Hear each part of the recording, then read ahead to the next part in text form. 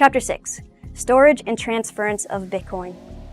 To store and transfer Bitcoin, you need to use Bitcoin wallets. There are several types of Bitcoin wallets, and some types are more secure than others. The two general categories of Bitcoin wallets are hot storage and cold storage. Hot storage, or software wallets, are wallets that are on devices connected to the internet, like a computer, smartphone, or an exchange. Cold storage wallets are devices not connected to the internet, like dedicated cryptocurrency hardware wallet devices, like Ledger, Trezor, or BC Vault. Other forms of cold storage include paper wallets and more durable materials like wood or fireproof metal wallets. Cold storage hardware wallets are the safest type of Bitcoin wallet to use since they are not connected to the internet, where you risk getting hacked. And all Bitcoin wallets generally consist of two things: private keys and public keys. Keys are also referred to as addresses. So what is a private key or address?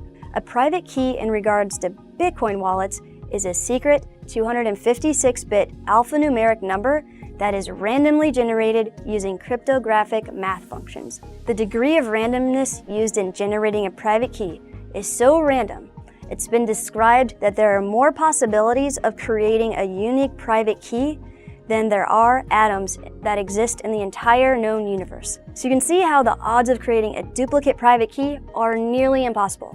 A private key is the most important thing to keep safe as a Bitcoin holder, because your private key gives complete and full control over any Bitcoins associated with it.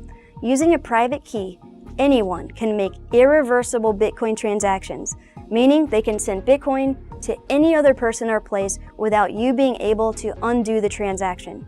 Now, from the private key, a public key or address is generated. So what is a public key? Public keys, similar to private keys, are also an alphanumeric number. However, it's derived directly from a corresponding private key using cryptographic math functions.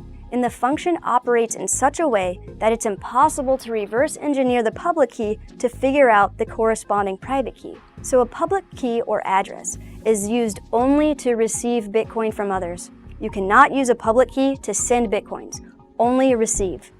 So you could post your public key on a public website, and anyone who comes across it can send you Bitcoin. In fact, in the video description below of this video, you can see the public keys for my channel's Bitcoin and Ethereum wallets in the donations section.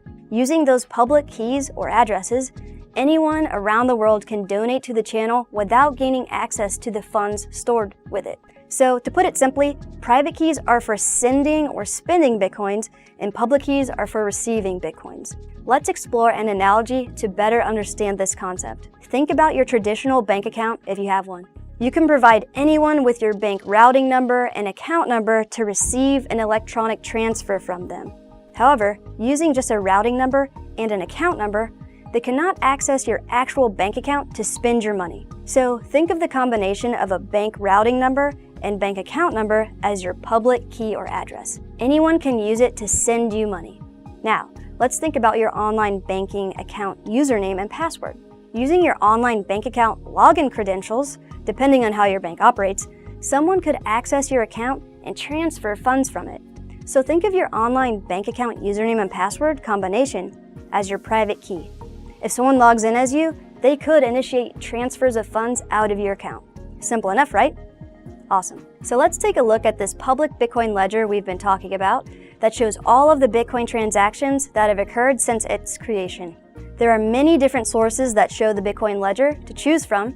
So in this video, we are looking at blockchain.com/explorer, and you will pretty much see what we've been describing throughout this video, a list of Bitcoin transactions. Under the mined column, you can see the amount of time that has elapsed since each block of transaction data was mined, which works out to be an average of 10 minutes per block. Each block has a unique hash that is generated by the miners when validating the block. So if you click on any of the items listed under the hash column, it will show you all of the data associated with that block, like the timestamp, which miner verified the block reward, which is that set of 6.25 Bitcoin per block we discussed earlier, and much more. If you scroll down, you will start to see each of the individual transactions that make up the block. Each transaction shows the unique hash per individual transaction created by the miner, as well as the public addresses associated with the transaction. These public addresses represent a mix of wallets on exchanges, software wallets, hardware wallets, and all kinds of different wallets people are using to transfer Bitcoin.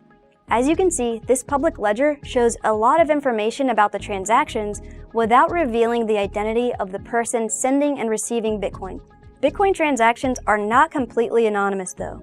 So if anyone had some knowledge about the amount of Bitcoin transacted, the date and time, and the public address involved, you could use the public ledger to trace activity. So as far as Bitcoin wallets go, I highly recommend investing in a hardware wallet like the Ledger Backup Pack or BC Vault for storing and transferring Bitcoins, as they are a safe form of cold storage. You can scroll down to the description area below and click on the links to access the correct official websites safely and securely. Make sure you only buy hardware wallets from the correct official websites to avoid getting a hacked device. Never buy a used hardware wallet, and always buy directly from the manufacturer. Cool. Next, let's talk about Bitcoin's value and how to buy Bitcoins.